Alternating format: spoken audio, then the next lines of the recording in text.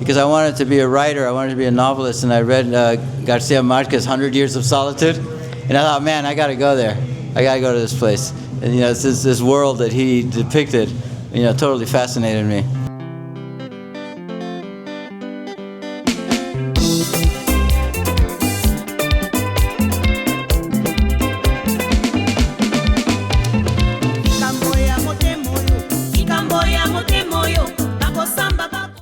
Welcome. This is our first podcast for the Colombian Fest. Myself, Jorge Ortega, director of the festival. And welcome to our podcast here. We're going to be talking to people in the industry, festivals, art, music, culture. Okay, thank you, Jorge. I'm Paco de Onís, and I am a documentary filmmaker, and I was also a music promoter for many, many years. And I lived in Cartagena from the late 70s into the late 80s. And while I lived there, I started a music festival called the Caribbean Music Festival, Festival de Música del Caribe. And it's a long story, which I can tell, but it's the reason I'm here today in San Jacinto for this Cumbia Fest is because of the connection to the Caribbean Music Festival. Thank you for having us. Quick story, I remember going to an event that I was invited to in Cartagena some time ago, and the hotel I was staying had a bunch of posters of this festival, Festival del Caribe, and it was a series of posters, very nice posters of the different years of the festival. How long did the festival run for? Did you guys run the festival for? Yeah, the festival ran from 1982 to 1994, like 12 years. And there's actually another year, but anyway, it's basically 12 years. And, we started at this small bull ring that used to be inside the walled city of Cartagena. Cartagena is an old Spanish colonial walled city. And we did that. And then the festival got really big, really fast. Really took off. It kind of lit a spark. And then we moved it to the big bull ring, which fits about 15,000 people. And we used to fill it up every night for 3 nights. And then the fourth day of the festival, we would do a free concert for the whole city out on the old walls by the sea. So there's this big field next to the walls where we used to do a free concert. And I'd say the thing about the festival, I came here, I grew up in Brazil, I grew up with music, in Brazil, in Rio de Janeiro. And then by chance, because of my parents moved to New York, and I was there when the Woodstock Music Festival happened, so I went to the Woodstock Music Festival. And then a few years later, I came to Cartagena because I wanted to be a writer, I wanted to be a novelist, and I read Garcia Marquez's 100 Years of Solitude, and I thought, man, I got to go there. I got to go to this place. And, it's this world that he depicted, totally fascinated me. So I came to Cartagena, and then I thought, well, what am I going to do to stick around? I don't know. I need to make a living somehow. So I started a little kiosk with selling seafood, shrimp cocktails, and things like that. And it turned into a restaurant, and that restaurant became very popular. It became my base, my financial base too, but also a way of meeting a lot of people. And then and I used to go out to the barrios to listen to the picoteros, and I was like totally fascinated by that music, by the music of Colombia in general, especially of the coast, the cumbia, vallenato, merengue, bullerengue, perdón. And so I thought, after having been at Woodstock, and I thought, man, this place could really have a fantastic festival of bringing the whole Caribbean together. It's seemed like the ideal place. And so then that's how I, just had this idea. I didn't know how to do a festival, and I'd never done a concert. I'd only been to them, So I thought, well, where do I start? And I picked a date like a year and a half later, And I got the addresses from the embassies in Colombia of all the different Caribbean countries, islands, about their cultural offices. So I just got the address. This was before internet, before email, before even fax. I mean, it was just letters and or phone. And making a long-distance phone call in Cartagena at that time, you had to call Bogota to the central phone office, and you had to wait all day, and they would call you back once they had a line to like Jamaica or wherever, and then they would get the line, and then they call, and then it would be busy. So you spent the whole day waiting, and you didn't connect. So I just wrote letters. I made a little logo, wrote letters saying, we're going to do this festival in Cartagena on such and such a date, March 1982. This was, I started writing these back in the beginning in 1981.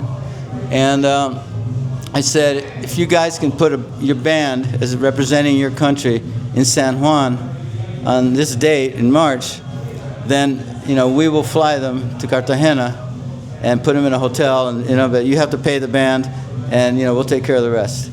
And so I got all these letters back. After I sent the letters, like 2 months later, I started getting letters back saying, yeah, we're in. Everybody else said, yeah, we're in, French Caribbean, Spanish Caribbean, English Caribbean, And so with that, I started to raise some money, and we did the first festival with bands from all over the Caribbean in 1982. Wow.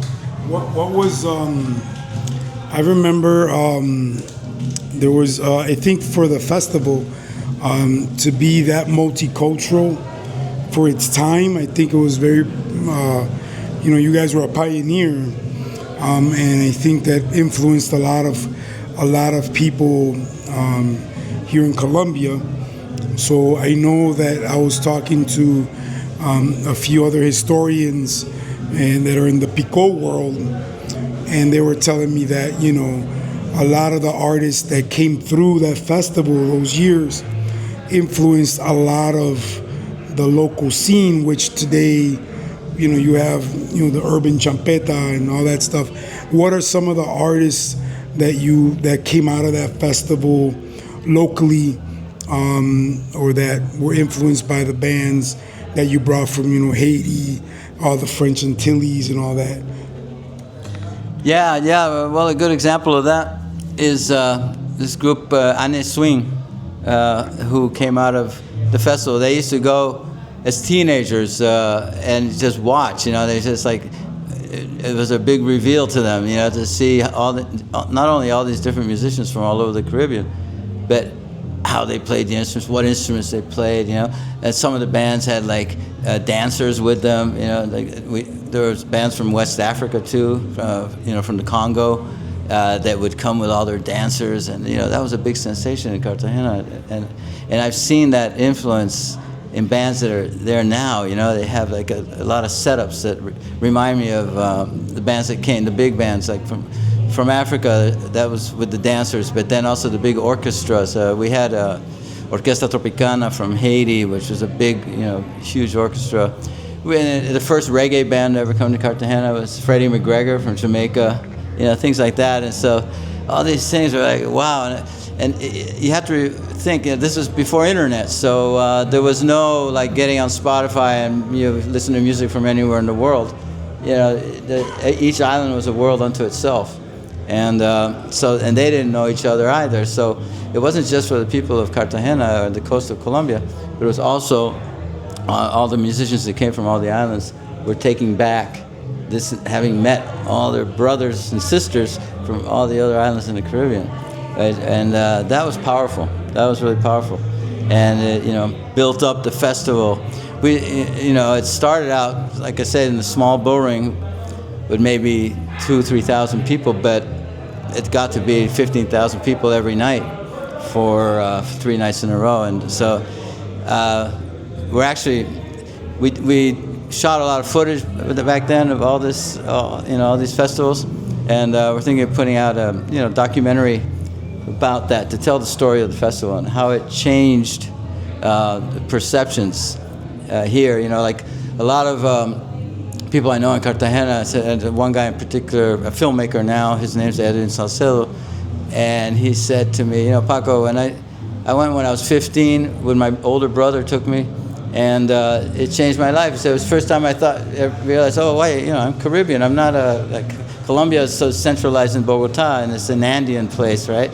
That the Caribbean is a completely different culture and different view. So suddenly people were like, instead of looking out toward the mountains of Bogota, they turned around and looked at the Caribbean and said, oh yeah, we're Caribbean. And this whole idea of being part of Caribbean culture, I think the festival really helped, sparked that, made that happen. And I think we were sharing, we had a common artist that have come to the Colombian Fest.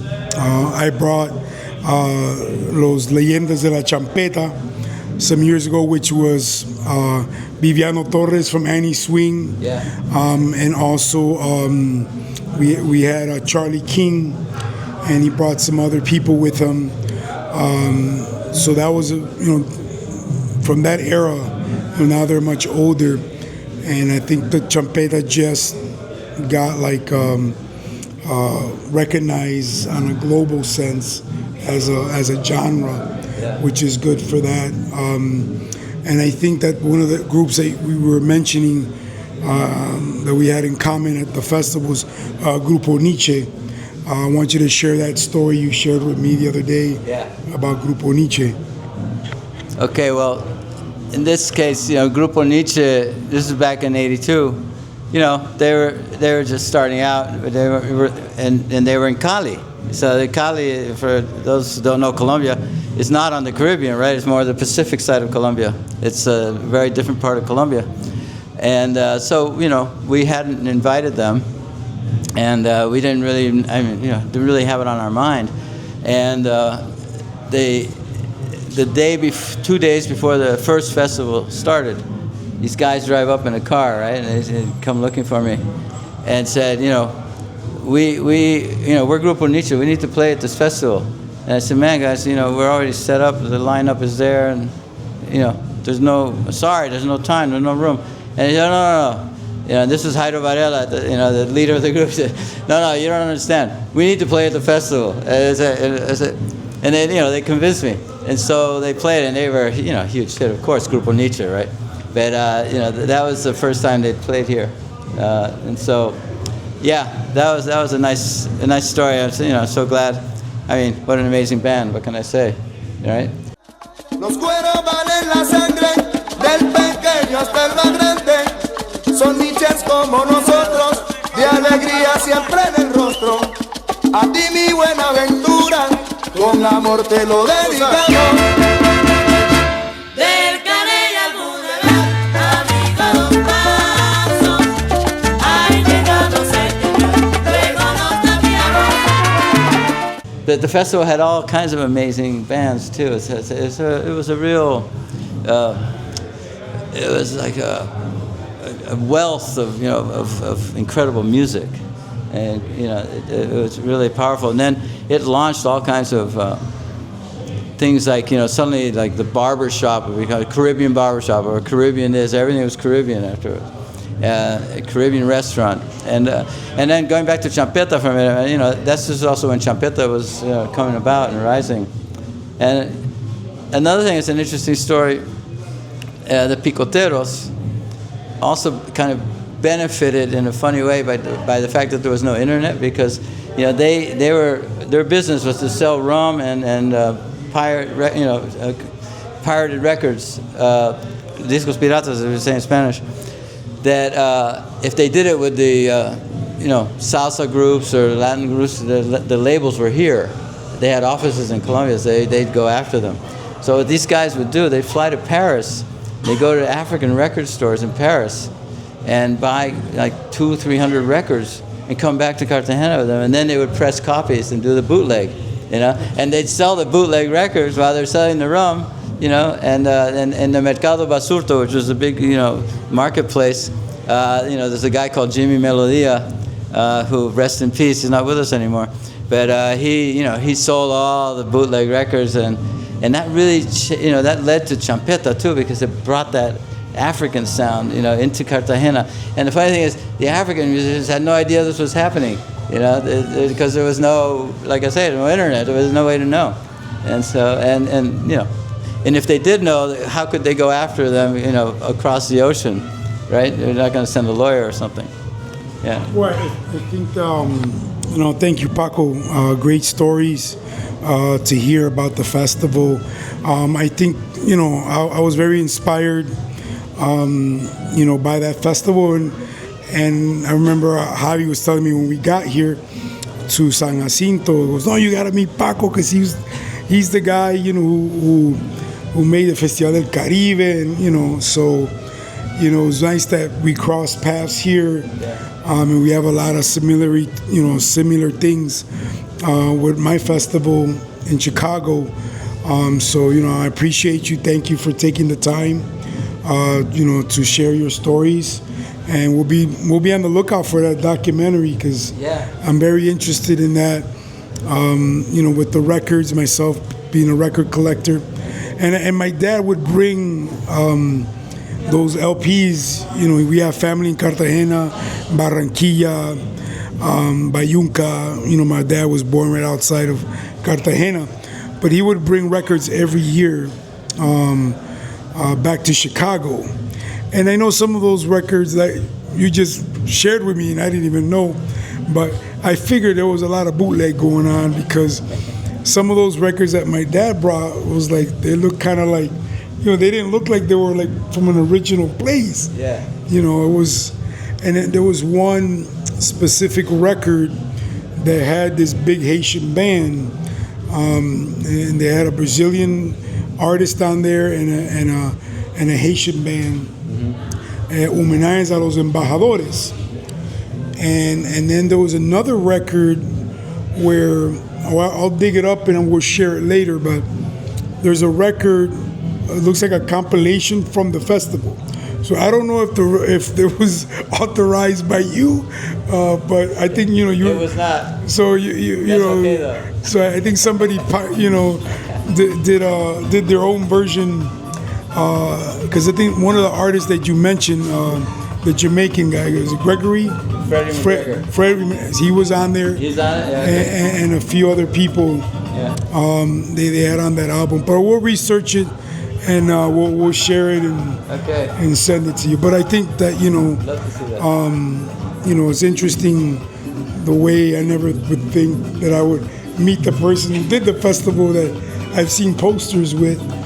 And I think we got inspired this year to do an edition where we hired a graphic designer that actually did the design for Jason's festival, the Cumbia Fest.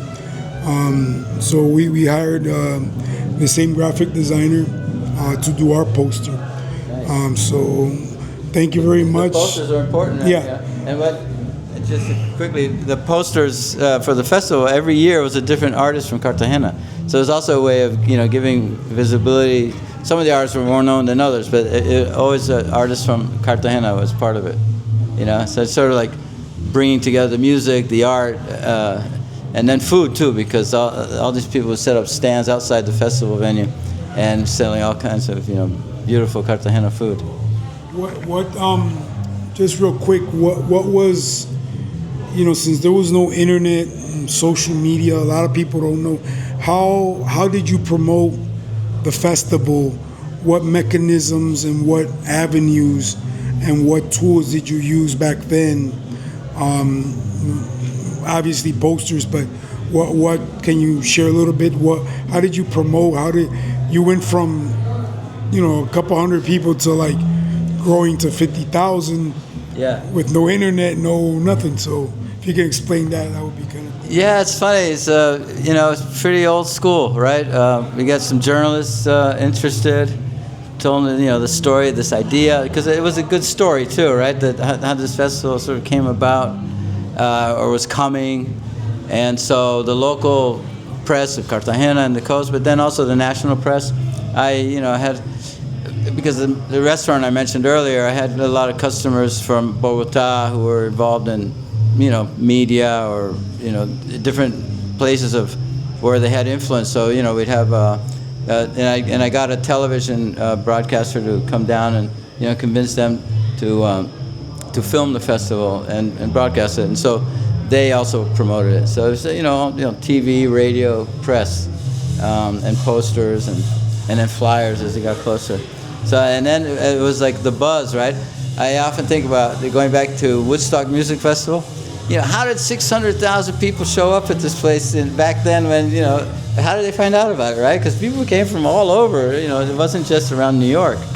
And like I remember me and my buddies, it's like everybody knew this was you know, August 18th, you know, 1969. Everybody's going to meet there, and it turned out to be huger than anybody had expected. Really, 600,000 people. Yeah, that's like a city.